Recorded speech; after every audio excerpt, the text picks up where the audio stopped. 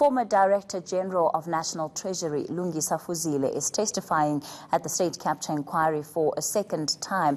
He's been recounting the discussions around nuclear presentations. He says Eskom wasn't able to raise the money required for the project to go ahead. This is contrary to what former Eskom CEO Brian Molefe said.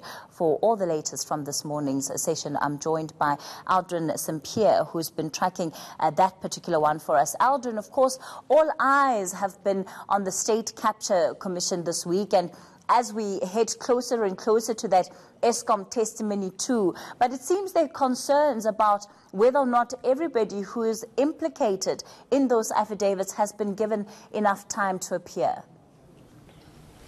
Well, certainly, and that's one of the major issues that was raised by Deputy Chief Justice Raymond Zondo, who said that at least what the legal team of the Commission of Inquiry should be doing is that when a party or any person is implicated only in an affidavit, even before the testimony or evidence is being led during this Commission of Inquiry, that those people must be notified about that. And you'd remember that the likes of Nomvula Mokonyane as well as Magistrate Desmond Nair, they've raised concerns that they find that the names are being implicated during testimony, while those names have also been implicated in the affidavits, but they haven't been given an opportunity to respond to some of those allegations, or being given an opportunity to look into the allegations being raised against them.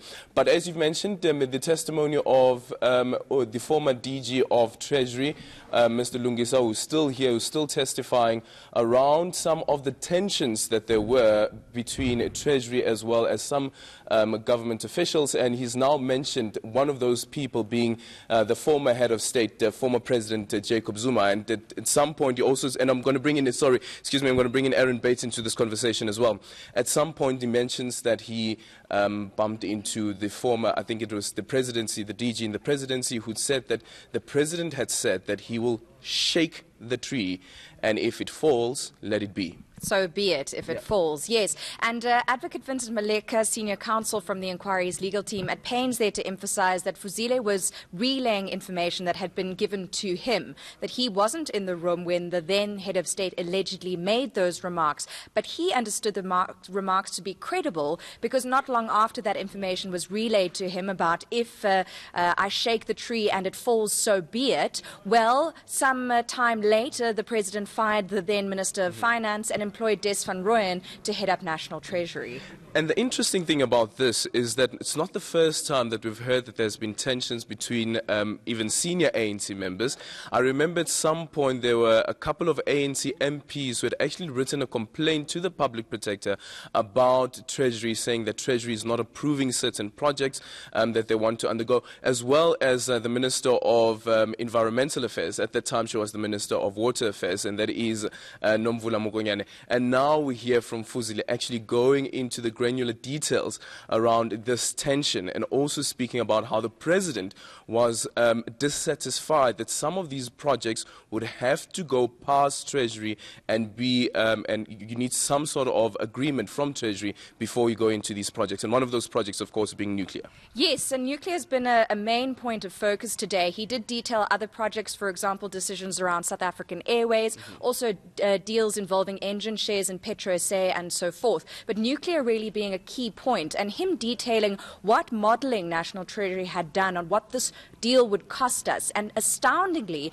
him remarking on comments he heard, and this time he was in the room when they were made to the then President Jacob Zuma by Pravin Gordhan, then Finance Minister, that if nuclear procurement went ahead it would need to follow every rule in the book, and if it didn't, and these are Gordhan's words, which Fuzile heard while they were meeting with the President in Mahlamba and Ndlovu, Gordhan said that if they didn't follow every rule in the book on nuclear procurement, it would make the arms deal look like a Sunday school picnic. So this really is a critical aspect of Fuzile's testimony, and not only his also testimony we've heard from Gordhan and from other members of finance. And that example that you just gave now about the nuclear project, it's not only about the scandal that would surround the nuclear project, but also the fiscal implication that it would have for this country.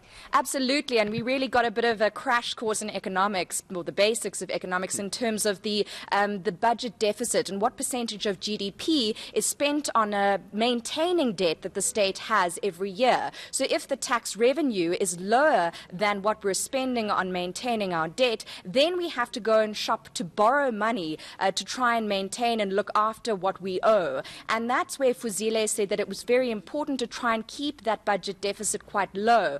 And he and Molefe compared 2 financial years, 2014-2015, when that budget deficit was 4.3% of GDP, and then in 2017-2018, when it went up to 4.6%. Him saying it's not a crime to have a budget deficit, but it's something that needs to be very strictly controlled because it has an impact on our sustainability and viability as an investment and what investors abroad think of South Africa.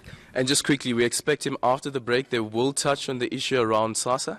Yes, they will. And this is critical because we have heard, and in fact researchers at the University of Stellenbosch have looked into the capture of the social grant system, something that hasn't come up that much, for example, nuclear being far more of a focus of the inquiry so far. We've heard hints on the social grants issue, but you're right, Fuzile are going to really hone in on social grants. And bear in mind at this point, we're also expecting at some point he will undergo cross-examination from the likes of Des van Rooyen, and that was an issue that was ventilated this morning. It's been parked for now because Zondo wants investigators and the legal team to look into those cell phone records cited in the Public Protector's report, which locate Van Rooyen around Saxonwold just before he was appointed only for a weekend as our finance minister. Well, Erin Bates there, and we'll continue with our coverage of the State Capture Commission of Inquiry. And as she has mentioned, that Des van Rooyen has applied for cross-examination, but of course that has been moved to a later point after he submitted his supplementary affidavit. And it would be quite interesting to have Des van Rooyen on the stand because he would have been the first